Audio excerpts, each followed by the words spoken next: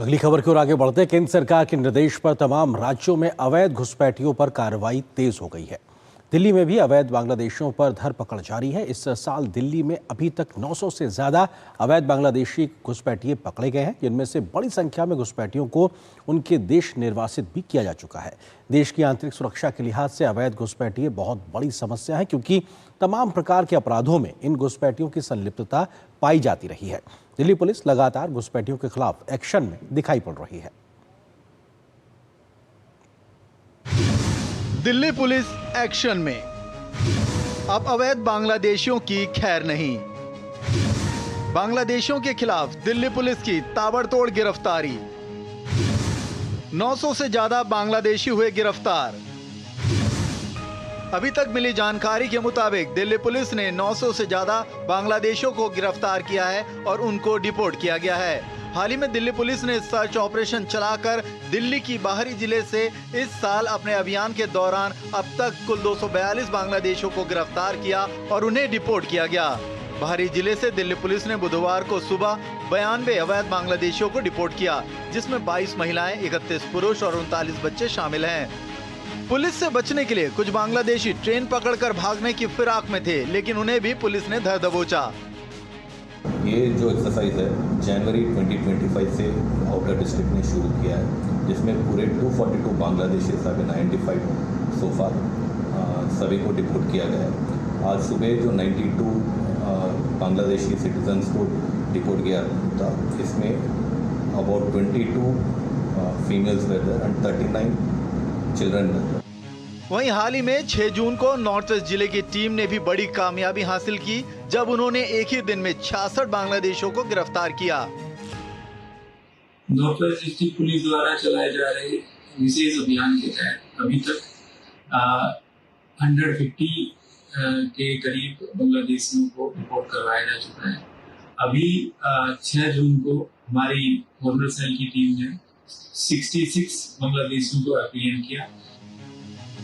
विभिन्न जिलों में कितने बांग्लादेशी पकड़े गए, आइए नजर डालते हैं। बाहरी जिले से 242 बांग्लादेशी गिरफ्तार, नॉर्थ वेस्ट जिले से 154 बांग्लादेशी गिरफ्तार, दक्षिण पश्चिम से 144 बांग्लादेशी गिरफ्तार, शाहदरा जिले से 45 बांग्लादेशी गिरफ्तार, पूर्वी दिल्ली से 25 बांग्लादेशी गिरफ्तार, नॉर्थ दिल्ली से 68 बांग्लादेशी गिरफ्तार, द्वारका जिले से 55 बांग्लादेशी गिरफ्तार, दक्षिण जिले से 134 बांग्लादेशी गिरफ्तार, आउटर नॉर्थ से 127 बांग्लादेशी गिरफ्तार, रोहिणी जिले से 30 बांग्लादेशी गिरफ्तार। साल 2024 में दिल्ली के उपराज्यपाल विनय सक्सेना के आदेश के बाद दिल्ली पुलिस कमिश्नर संजय अरोड़ा ने इस ड्राइव के लिए आदेश दिए, जिसके बाद से दिल्ली पुलिस विभिन्न जिलों में लगातार छापेमारी कर अवैध बांग्लादेशियों की गिरफ्तारी कर रही है। मुकेश शुक्ला की रिपोर्ट, डीडी न्यूज, दिल्ली।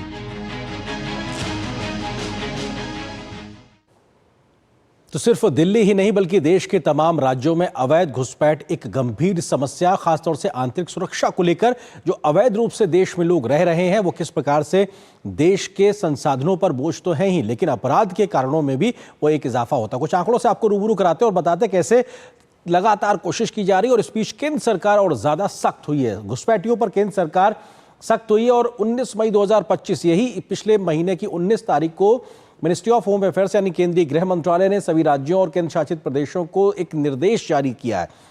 उस निर्देश के तहत 30 दिनों की समय सीमा दी गई और उसके तहत संबंधित सभी राज्य अपने अपने जगहों पर, अपने अपने जिलों में, इलाकों में घुसपैठियों की पहचान करें और उनको आइडेंटिफाई करें। एक तरीके से केंद्र सरकार ने निर्देश दिया।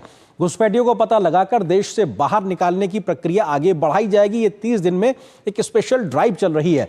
जिला स्तर पर डिटेंशन सेंटर स्थापित किए जाए ताकि पूरी प्रक्रिया होने तक उनको उन डिटेंशन सेंटर्स में रखा जाए। इस प्रकार के निर्देश भी केंद्र के द्वारा दिए गए।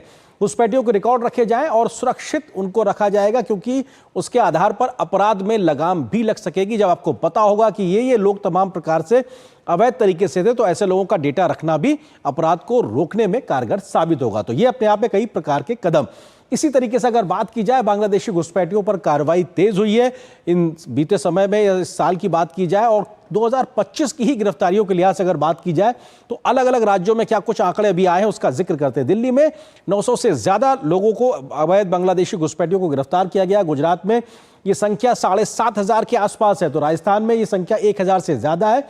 असम में 167 घुसपैठिया भी बीते 2025 में ही अभी तक के समय में गिरफ्तार किए गए। हरियाणा में 125, उत्तराखंड में 6, उत्तर प्रदेश में 90 और ओडिशा में लगभग 3,740 अवैध बांग्लादेशी घुसपैठियों को गिरफ्तार किया गया और इनमें से बड़ी संख्या में लोगों को निर्वासित भी किया गया है क्योंकि इनके पास कोई वैध दस्तावेज नहीं था। और इसी तरीके से महाराष्ट्र में भी 650 लोग गिरफ्तार किए गए। पश्चिम बंगाल में यह संख्या 300 है। हालांकि पश्चिम बंगाल इस पूरा एक तरीके से एपी सेंटर के तौर पे माना जाता है इस पूरी घुसपैठ के लिए, लेकिन वहां पे संख्या थोड़ा कम दिखाई पड़ रही है। इस पे और ज्यादा लगाम लगाने की जरूरत है। तो ये अपने आप में तमाम वो गिरफ्तारियां हैं जो बांग्लादेशी घुसपैठियों को की गई हैं। इस तरीके से अगर बात की जाए तो केंद्र सरकार ने कई ऐसे मौके आए हैं जब आंकड़े बताए हैं, लेकिन अधिकृत तौर पर यह बता पाना कि सच में यही संख्या है वो अपने आप में पूरा संभावित नहीं है। लेकिन एक अनुमानित तौर पे कई बार ये आंकड़े दिए गए। 2020 में केंद्र सरकार ने यह कहा था कि 3 सालों में लगभग 1,10,000 घुसपैठियों को पकड़ा गया। यानी 2020 में केंद्र सरकार ने एक जवाब में कहा था 3 सालों में 1,10,000 लोग घुसपैठिए पकड़े गए। तो 2016 में 2 करोड़ बांग्लादेशी मौजूद होने की बात सरकार ने मानी थी और ये इनमें से सारे अधिकृत आंकड़े हैं जो कई बार संसद में भी दिए गए हैं। इसी प्रकार से 2004 में उस वक्त की सरकार ने माना था कि 17 राज्यों में 1.25 करोड़ बांग्लादेशी मौजूद हैं।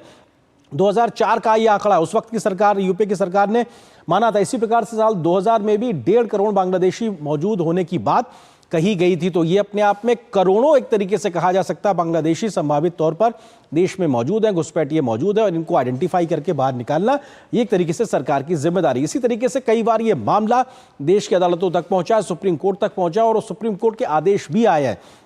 कुछ प्रमुख आदेश 18 अक्टूबर 2024 यानी पिछले साल अक्टूबर में ही एक सुप्रीम कोर्ट का आदेश आया। इस आदेश के तहत क्या कहा गया ये आपको बताते हैं। 24 मार्च 1971 के बाद जो भी लोग असम में पहुंचे हैं वे सभी बांग्लादेशी प्रवासी अवैध घोषित किए जाएंगे। यानी कि इस 24 मार्च 1971 से पहले को तो उन्होंने एक समय सीमा दी है, लेकिन उसके बाद को हर एक को अवैध माना जाएगा।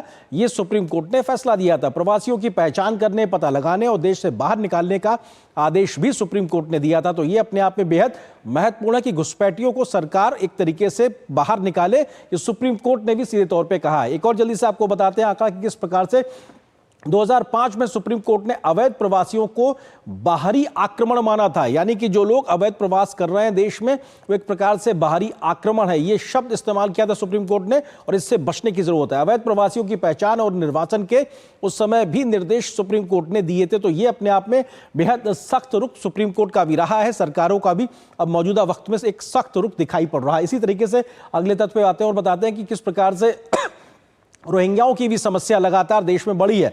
40,000 रोहिंग्या प्रवासी मौजूद हैं। ये एक अधिकृत तौर पे एक आंकड़ा है, लेकिन ये संख्या इससे कई ज्यादा हो सकती है, ऐसा भी अनुमान जताया जा रहा है। इसी तरीके से जम्मू कश्मीर, असम, पश्चिम बंगाल, दिल्ली और हरियाणा में रोहिंग्याओं की मौजूदगी ज्यादा है, लेकिन देश के कई अन्य इलाकों में और राज्यों में भी हो सकते हैं। इस बात से भी सरकार इनकार नहीं कर रही है, लेकिन उनको ढूंढना, आइडेंटिफाई करना एक बड़ी चुनौती है। रोहिंग्या प्रवासियों की समस्या भी देश की आंतरिक सुरक्षा के लिए एक बड़ी चुनौती के तौर पे है। तो ये अपने आप में दिखाता है कि चाहे बांग्लादेशी घुसपैठ हो या फिर रोहिंग्या हो, इन सबको एक तरीके से बड़ी चुनौती है। रोहिंग्याओं को लेकर सुप्रीम कोर्ट के फैसले का भी जिक्र करते हैं। मई 2025 में दिल्ली से रोहिंग्याओं के निर्वासन पर रोक लगाने से इनकार कर दिया गया था, यानी कि रोहिंग्या देश में ना हो, इस बात को तस्दीक करते हुए सुप्रीम कोर्ट ने भी फैसला दिया था। मई 2025 अभी की ही बात है, पिछले महीने की। अब जल्दी से कुछ और तथ्य आपको बताते हैं। और 2021 में जम्मू के 170 रोहिंग्याओं को हिरासत में लिया गया था। उस वक्त उनके समर्थन में कई लोग आए थे, लेकिन सरकार ने साफ कहा था कि साहब ये देश की सुरक्षा के लिए खतरा है। सुप्रीम कोर्ट ने कहा था कि इनका निर्वासन रोकने की कोई वजह नहीं है, ये देश के नागरिक नहीं, इन्हें निर्वासित करना ही चाहिए। ऐसे ही 2017 में रोहिंग्याओं को अवैध प्रवासी माना था सुप्रीम कोर्ट ने और निर्वासन रोकने से उस समय भी इनकार किया तो कहा था कि इनको निर्वासित किया जाना चाहिए। तो ये अपने आप में तमाम बड़ी महत्वपूर्ण चीजें हैं जिसके तहत कहा जा सकता है कि किस तरीके से तमाम जो घोषणाएं की गई हैं सरकार के द्वारा, जो प्रयास किए जा रहे हैं उसके तहत अवैध घुसपैठ को रोकने के प्रयास किए जा रहे हैं। इस तमाम खबर पर हम विस्तार से चर्चा भी करेंगे और समझने की कोशिश करेंगे कि आखिर किस तरीके से इस विषय पे विस्तार से बात करेंगे। इससे जुड़ा आज का हमारा विशेष